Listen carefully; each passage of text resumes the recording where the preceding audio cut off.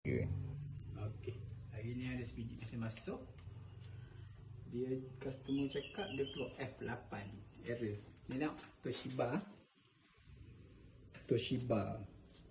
Model dia Toshiba inverter AW-DUK 1300K. Tengok masalah dia ni. Kita on. Kita start. Customer cakap dia keluar F8. Kita tengok dulu F8. Okey, kita tengok apa-apa masalah dia ni. Okey. Nanti kita buka semua, yang ni kita buka.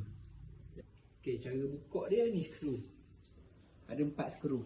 1 kat tepi ni 1, 2 belakang ni ada 2. Belakang ni 1. Okey, 4. Okey. Aku jatuh. Okey. Cover ni ada 4-5 skru. Kita buka cover ni. Buka cover ni. Kita check dia punya wire semua. Kebiasaannya wire lah masalah dia. Okey.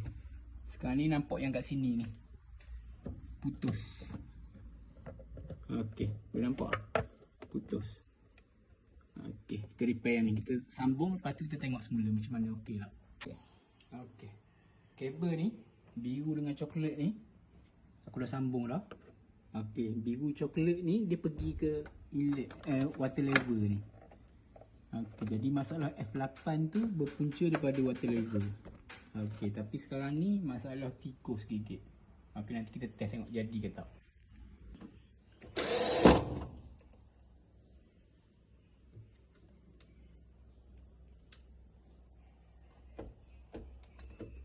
Okey, kita test dulu. Aku dah pasang dah semua. Kita test. On. Lepas tu kita start. Okey, kita timbang sekejap. Kita masukkan paip air ni.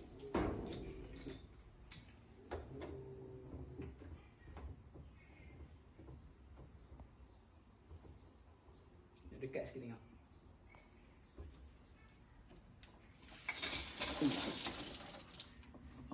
Sekejap.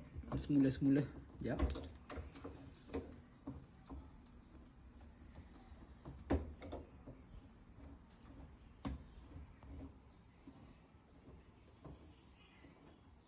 Dah siap setimbang.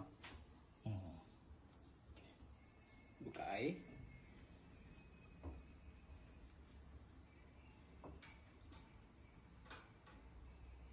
Tengok air masuk ke tak.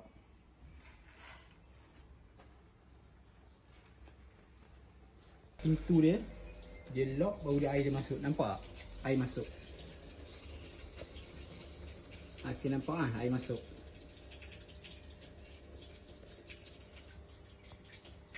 Okey, sekarang ni masalah F8 pada mesin-mesin Toshiba ni okey lah. Okey, yang mana belum follow dulu, mana belum subscribe dulu. Jangan lupa share.